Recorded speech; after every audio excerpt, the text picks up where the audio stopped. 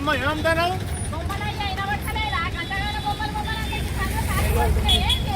బొమ్మలా ఏం బొమ్మలు అమ్మమ్మల బొమ్మలు ఉన్నాయి, తాతయ్య బొమ్మలు ఉన్నాయి, నాయనమ్మల బొమ్మలు ఉన్నాయి, రాజకుమారి బొమ్మలు ఉన్నాయి, మూగ బొమ్మలు ఉన్నాయి, మాట్లాడే బొమ్మలు ఉన్నాయి, మాట్లాడని బొమ్మలు ఉన్నాయి. మాటల బొమ్మలున్నాయా? ఈ బొమ్మ మాట్లాడతాయా? ఈ బొమ్మ మాట్లాడితే ఒకసారి మాట్లాడమని చెప్పాను. అడగలా? ఓ బొమ్మ నీ పేరేం పేరు? అదే బాగా చెప్తాడు కదా. మరి రాజకుమార్ పేరు ఎందుకు వచ్చింది? అయ్యా రాజకుమారి చిన్నప్పటి నుంచి స్కూల్కి పోయింది, చదువుకున్నది, నిలబడ్డది కాబట్టి రాజకుమారి అయింది. బాగానే ఉన్నది. మరి మాటలు రాని బొమ్మల సంగతి ఏంది? మాటలు రాని బొమ్మ చిన్నప్పుడు స్కూల్కు వెళ్ళలేదు, చదువుకోను లేదు, తన చిన్నతనంలో 18 లోపల పెళ్లి చేసింది కాబట్టి తన మూగ అయిపోయింది. నా మైండ్ మొత్తం ఖరాబ్ అయితే మనం చెప్పింది ఏం అర్థం తెలియదు. అయ్యా మనం అందరం బొమ్మలే, ఈ బొమ్మల ప్రపంచాన్ని చూడడానికి వచ్చాం. మీరంతా చూడండి అయ్యా ఈ బొమ్మల ప్రపంచాన్ని. చూద్దామా? చూద్దాం.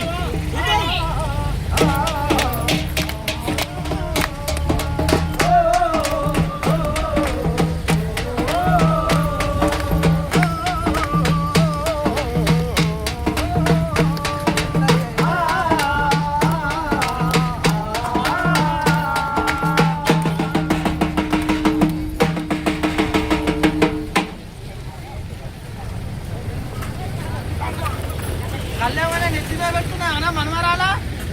నువ్వు ఒక పెద్ద సమస్య తయారైనవే మాకు. అవునే నానమ్మ, సమస్యల మూట అంటే ఏంటి? అమ్మ కూడా పదే పదే నన్ను సమస్యల మూట అంటది. అసలు సమస్యల మూట అంటే ఏంటి? పుట్టినప్పటి నుంచి నిన్ను పెద్ద చేయాలా, పెంచాలా, నీకోసం పైసలు కూడా పెట్టాలా, ఇవన్నీ చేస్తే ఒక అయ్య చేతిలో పెట్టాలి. అదే పెద్ద సమస్య. నేనే సమస్య అయితే నువ్వు నా నానమ్మవే. నువ్వు పెద్ద సమస్యలు నీకు మాటలు ఎక్కువైతేనే నీ ముక్కుకు తాడు కడితే కానీ నువ్వు వినవు. నీకు పెళ్లి చేస్తావు, పెళ్లి లోపల అందులో రాయకూడదా?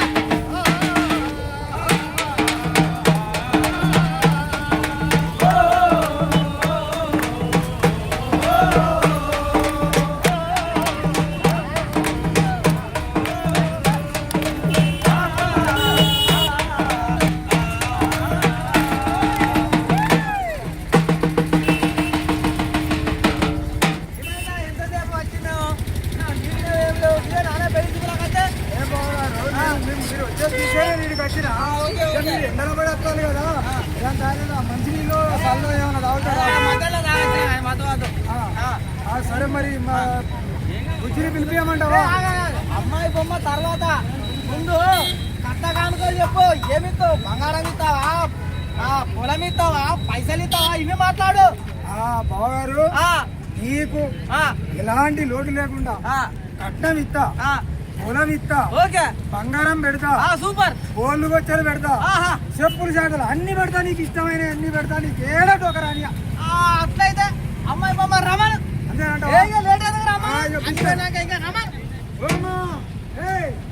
అమ్మాయిని తీసుకురా. అమ్మాయి బొమ్మ ఏదో ఒకసారి ఇట్లా నడవమ్మా. నడతానే కాళ్ళు ఉన్నాయి. ఓకే, అమ్మాయి బొమ్మ ఒకసారి ఇట్లా ఉరుకమ్మా. ఉరుకుతానే కాళ్ళు కూడా మంచిగానే ఉన్నాయి. మరి పళ్ళు లేవు అడగద్దా? కూడా తెలుసుకోవాలి. అమ్మాయి బొమ్మ పళ్ళు ఉన్నాయా?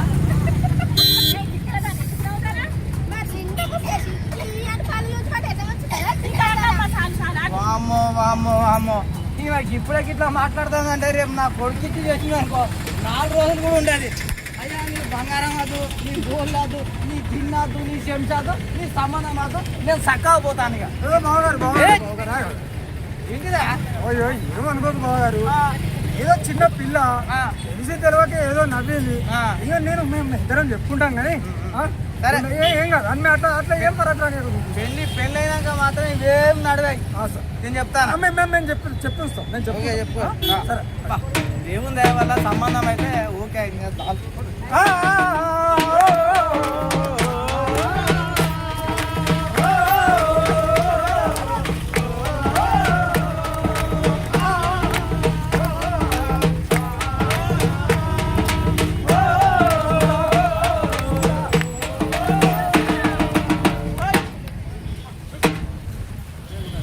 మాస్టర్ అతను గుండె వచ్చే ఉండేది. వచ్చి ఒకటే గాయ ఊరు ఇప్పుడు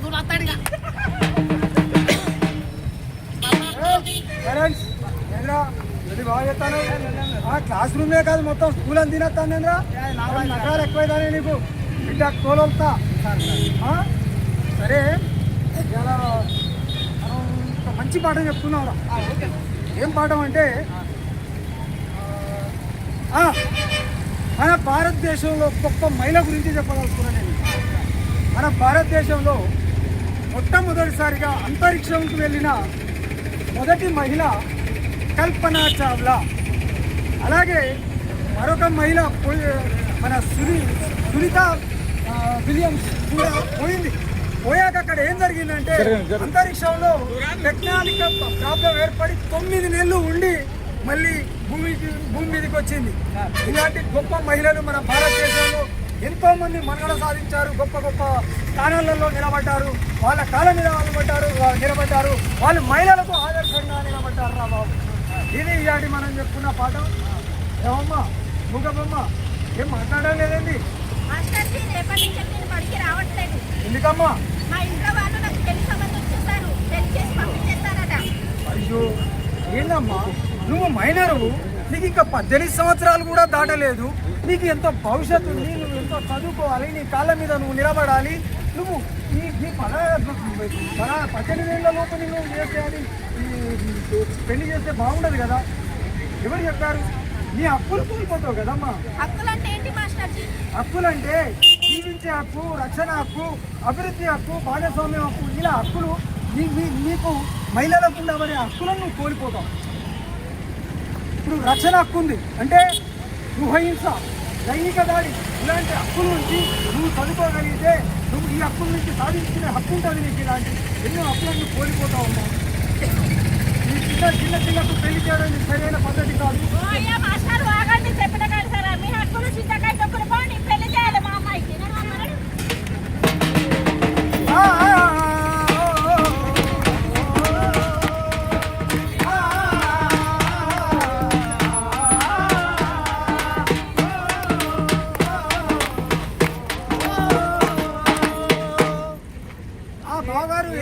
ఎంతసేపు టైం అవుతుంది, అసలు పంతులు వచ్చిందా రాలేదా, మేము వచ్చేంతసేపు అవుతుంది. పెళ్లి పిల్ల ఇంత తొందరపడలేదు. అట్లా ఉంటుంది. పెళ్లి పిల్ల నాకు 1.5 లక్షలు ఉంటే నేను చూసుకుంటాను కదా.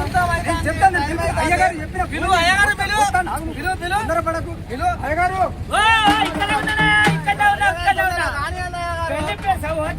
పెళ్లి పిల్ల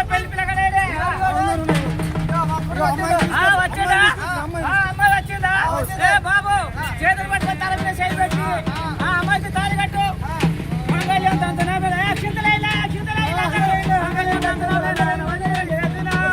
అరే పడతా నీళ్ళ కొట్టు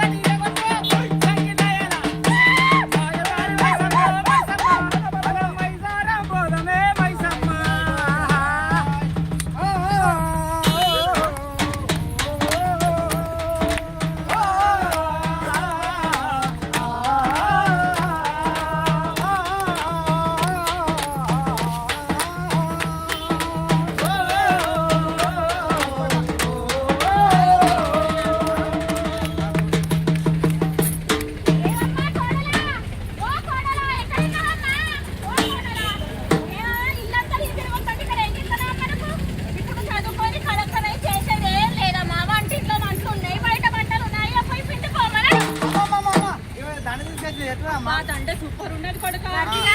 ఈ దండ చాలా బాగుంది. ఈ దండలో ఇంకొన్ని కలర్లు ఉంటే బాగుండేది కదా. అమ్మో అయ్యో ఏం చెప్తానమ్మా, పెళ్లి చేసుకొని రాగానే పెత్తనాలు చెప్తాను ఏంటమ్మా. ఇక్కడ ఏదైనా ఉంటే పెద్దవాళ్ళు మాత్రమే మాట్లాడారు, నువ్వు మాట్లాడే అధికారం లేదమ్మా. మనడు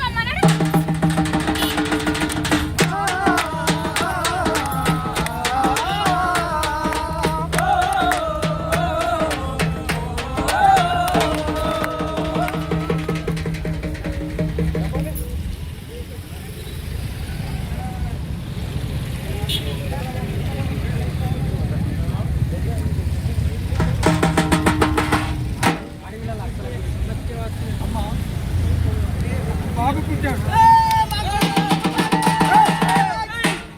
చెప్పాను విను. బాబు పుట్టాడు ఆరోగ్యంగా.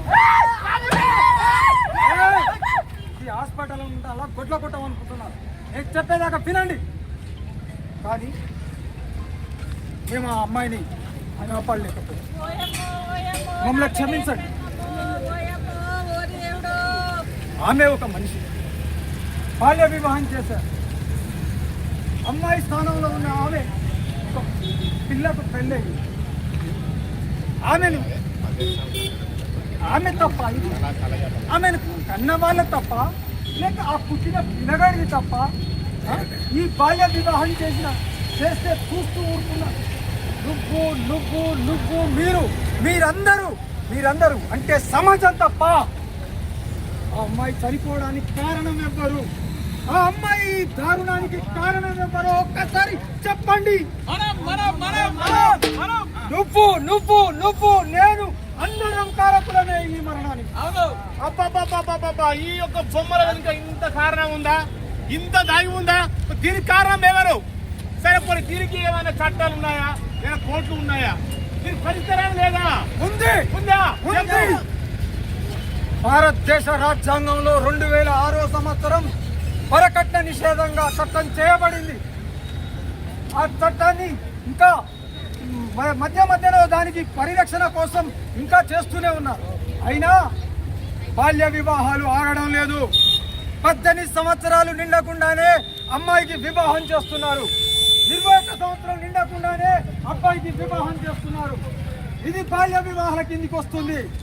ఇలా చేస్తే అలా తల్లి తండ్రికి శిక్షార్హం కింద 2 సంవత్సరాల జైలు శిక్ష, 1 లక్ష రూపాయల జరిమానా విధించడం అవుతుంది.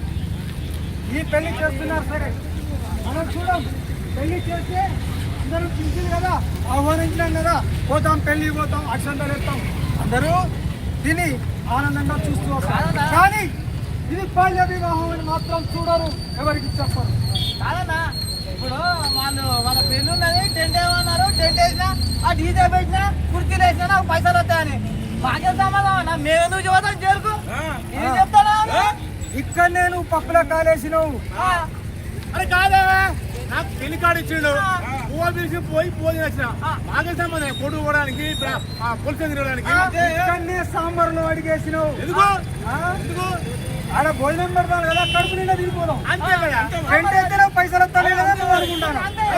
కాదు, బాల్య వివాహం చేస్తుంటే చూసిన వాళ్ళు కానీ ఎదిరించని వాళ్ళు ప్రతి ఒక్కరూ ఈ శిక్షకు అర్హులే. కాబట్టి ఈ శిక్షను అర్హులే. కాబట్టి ఇది తెలిస్తే అందరూ మీరు మనం అందరం 1098 జిల్లా మహిళా నిరాధిక సంస్థ ఉంది, దానికి ఇన్ఫర్మేషన్ ఇవ్వండి. 181 మహిళా సంరక్షణ శాఖ ఉంది, దానికి ఇన్ఫర్మేషన్ ఇవ్వండి. 121 పోలీస్ స్టేషన్ నెంబర్, దానికి ఇన్ఫర్మేషన్ ఇవ్వండి. ఇచ్చి ఈ బాల్య వివాహాలను ఆపడానికి ప్రయత్నం చేయండి. నేను ఈ బాల్య వివాహాన్ని ఆపడానికి పోలీసు వాళ్ళకి ఇన్ఫర్మేషన్ చేస్తే వాళ్ళు వచ్చి నన్నేడా తీస్తారు అని ఊరుకోవాల్సిన అవసరం లేదు. నువ్వు ఫిర్యాదు చేస్తే ఈ ఫిర్యాదుదారుని తెలియకుండా వాళ్ళు మాకు పలానా వాళ్ళు ఫిర్యాదు చేసిందని తెలియకుండా చెప్పకుండా చేస్తారు. వాళ్ళే యాక్షన్ తీసుకుంటారు, వాళ్ళు యాక్షన్ తీసుకొని చేస్తారు. కాబట్టి మనం అందరం ఈ బాల్య వివాహాలను వ్యతిరేకించాలి. ఈ బాల్య వివాహాలు జరగకుండా చూడాల్సిన బాధ్యత ఈ సమాజంలో ప్రతి ఒక్కరికి ఉన్నది. నీకు నాకు ప్రతి వాళ్ళకు ఈ సమాజంలో బాల్య వివాహాలను ఎదుర్కోవాల్సిందే. ఇంకోసారి ఎక్కడ బాల్య వివాహాలైనా టెంట్ అయ్యా, కుర్చీలయ్యా, డీజే పెట్ట తప్పు తెలుసుకున్నా. అది కాదు, దాన్ని గొంతెత్తి చాటాలి. దాన్ని ఎట్లా గొంతెత్తి చాటాలి? ఇప్పుడు చెప్పిన వాళ్ళకి అందరికి ఇన్ఫర్మేషన్ ఇవ్వాలి, దాన్ని ఆపాలి. అది మన బాధ్యత. కాబట్టి ఇక నుండి బాల్య వివాహాలు జరగకుండా ఉండడానికి మనం ఈ రోజు ఒక ప్రతిజ్ఞ చేద్దాం.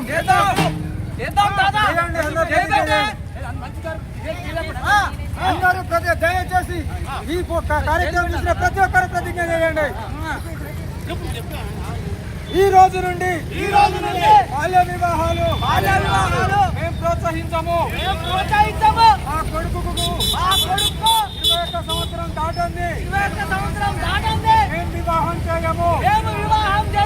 ఆ బిడ్డకు 18 సంవత్సరాలు దాటండి, మేము వివాహం చేయము. ఇలాంటి వివాహానికి ఎక్కడికన్నా మేము హాజరైతే చాటుతాము. కాలాన్ని ఎదుర్కొంటాము. ఇది మా ప్రతిజ్ఞ.